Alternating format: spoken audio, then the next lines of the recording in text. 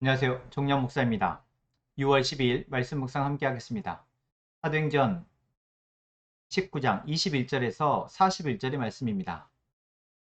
바울이 계속해서 에베소 지역에 머물며 그곳에 복음을 전하고 또한 복음을 받아들인 사람들, 에베소 교회 공동체를 바로 세우는 일을 담당하고 있습니다. 에베소 지역에 바울이 2년 6개월 정도 머물게 되어지는데 그 시간 속에 바울은 아시아의 중심인 이 에베소 도시에 하나님의 복음이 바로 세워지며 그 복음으로 살아가는 사람들의 삶을 돕고 있었습니다. 그리고 오랜 시간 동안 이 에베소 지역에 있어서인지 에베소 지역은 오늘 본문에서 나온 것 같이 믿는 자들로 인한 어떤 변화들이 사람들로 하여금 놀랄만한 그러한 일들로 드러났다라는 것을 우리는 알 수 있습니다. 안디옥도 그러했지만 복음이 전해지고 그 복음을 받아들이고 믿는 사람들에 의해서 그 도시가 바뀌어지는 것, 그들의 문화가 바뀌어지는 것. 이것이 바로 복음이 하나님의 나라를 이 땅 가운데 이뤄내는 그 시작이며 그리고 전부임을 우리는 알게 됩니다. 이방 지역이지만 이 에베소 지역 역시 그러한 모습들이 시작되고 있었습니다. 아시아, 그리스 신화의 중심지이며 많은 신전이 있었고 그 신전에서 신을 섬기는 것이 보편적인 생활 양식이었던 이 에베소 지역의 사람들에게 그리스도의 복음, 그리고 그 그리스도를 통해서 살아내진 하나님의 나라는 분명 너무나 다른 삶이었습니다. 자신 문화 속에서 유일신인 하나님을 섬기는 것, 또한 세속적이고 쾌락적인 문화 속에서 하나님 중심의 사랑과 정의의 관점에서 이 땅 가운데 하나님의 정의와 사랑을 드러내는 삶을 살아가는 그리스도인의 삶에 분명 너무나도 크게 두드러지게 차이를 드러냈을 겁니다. 오늘 본문에 일어난 한 사건은 바로 그것을 우리에게 증거하고 있습니다. 이 도시에 소동이 일어나는데 데메데오라는 은장색, 은으로 아카데미의 신상 모형을 만들어서 사람들에게 팔아서 수익을 얻는 사람. 이 사람이 이제 자신과 같은 일을 하는 사람들을 모아서 이 바울이 전한 복음 때문에 문제가 생겼다라고 사람들을 선동하기 시작합니다. 바울이 전한 복음이 무엇입니까? 사람의 손으로 만든 것들이 신이 아니라라는 이야기입니다. 십계명의 말씀을 바울이 믿게 된 제자들에게 전했을 것이고 그것이 이제 다른 사람들에게 만들어진 신을 섬기고 있는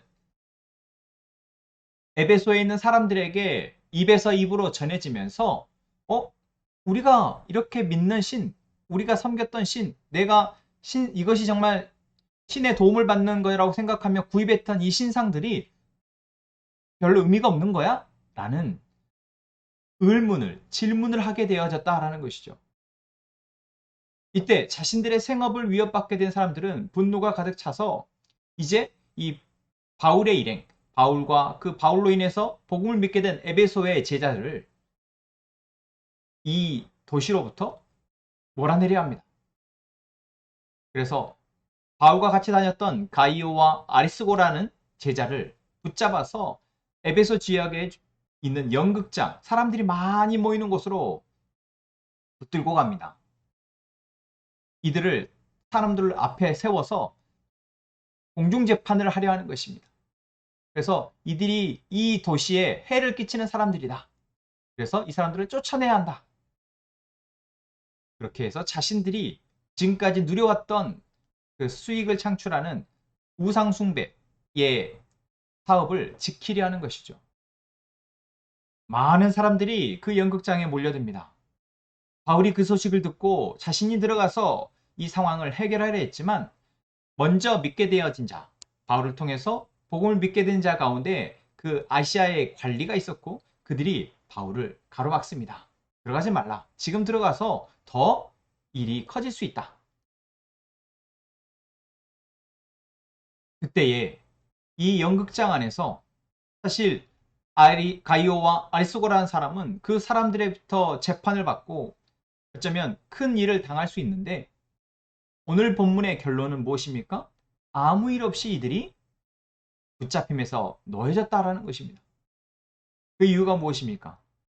이들이 전한 복음, 이들이 믿게 되어져서 변화된 삶의 복음이 다른 누구에게 해를 끼친 것이 아니었기 때문입니다. 이들을 고발할 죄목이 없었고 이들을 처벌할 근거가 없었던 것이죠. 오늘 본문의 이야기는 우리에게 복음을 전했을 때 이런 핍박을 받을 수 있구나 라는 것을 보여주기도 하지만 복음이 전해지면 한 도시가 뒤흔들 만큼의 놀라운 변화들이 나타나는구나라는 걸 보여줍니다. 한 도시 안에 이미 익숙해져 있는 문화를 뒤흔들 만큼, 산업을 뒤흔들 만큼의 커다란 변화와 변혁이 일어날 수 있다는 것을 보여주는 것이죠. 여러분, 이미 우리는 그 증거 속에 살아가고 있습니다. 우리나라가 유교 문화와 불교 문화권 가운데에서 또한 우상을 숭배하는 문화 가운데에서 살아가고 있었을 때 예수 그리스도의 복음을 전한 선교사들을 통해서 우리나라는 변화되어 왔습니다. 그 변화 가운데 지금 우리는 그 은혜를 누리고 있습니다. 오늘 우리가 이 시대가 참 악하다고 말하고 이 시대가 참 우리가 건강한 생각을 가지고 살아가는 것이 힘든 시대다. 여러 멀티미디어와 또한 여러 세속적인 문화들이 우리의 자녀들을, 우리의 가족들을 안전하지 못하게 할 것이다 라고 우리가 걱정하지만 어떠한 시대에도 어떠한 상황에도 어떠한 사람들 가운데에서도 복음이 그 가운데 역사하고 복음으로 역사하는 사람들의 그 중심이 있다면 그곳은 하나님이 기뻐하시는 방향으로 변화되어 갈 것이라는 것을 오늘 본문은 우리에게 보여주고 있는 것입니다.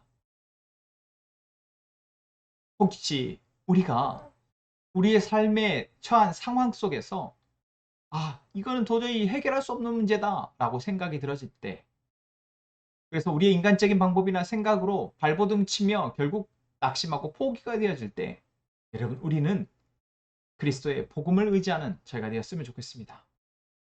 우리가 먼저 그리스도가 우리에게 행하신 그 놀라운 복음이 얼마나 강력한지를 믿고 그 복음을 통해 이 복음에 반응한 사람들과 함께 날마다 모이게 힘쓰며 기도하며 이제 이 복음으로 변화되어 갈 우리의 삶을 기대하며 나아가는 저희가 되기를 소망합니다. 하나님은 하십니다. 그것을 위해서 예수 그리스도가 이 땅에 오셨습니다. 그것을 믿는 우리를 통해서 이 일들이 일어날 것입니다. 바울이 능력이 있는 것이 아니라 이 복음이 능력이 있는 것임을 오늘 본문은 보여줍니다. 복음을 통해서 정말 건강한 삶의 변화를 갖고 간 사람들이기에 이들에게는 고발할 근거가 없었습니다. 이들은 배타적이거나 편협한 생각을 갖지 않고 정말 이 에베소 지역의 우상을 숭배하는 많은 사람들에게 이 생명의 복음을 전하여 그들을 구원하고자 하는 마음이 있었기에 도저히 이들을 책임을 물을 처벌할 그 근거를 찾지 못했던 것입니다. 오늘 우리가 이러한 존재로 우리의 삶의 현장에서 살아갈 수 있게 되기를 바랍니다. 기도하겠습니다. 하나님은 살아 역사하심을 오늘 이 시간 우리가 말씀을 통해 확인합니다. 오늘 우리의 입술로 고백합니다. 하나님은 살아 역사하셔서 우리를 구원하시고 우리의 가정과 우리의 교회와 우리의 사회를 우리의 나라를 구원하실 줄로 믿습니다. 그것이 예수 그리스도를 통해 완성되어진 복음을 통해 이루어짐을 믿습니다. 우리가 이 복음을 믿고 오늘 우리의 현장에서 기도하며 나아가게 하여 주옵소서. 이 복음으로 우리의 삶을 바꾸어 나가고 우리의 가족, 우리의 교회를 계속해서 변화시켜 나가는 그러한 은혜가 있기를 소망합니다. 주님 인도하여 주옵소서. 예수님의 이름으로 기도합니다. 아멘.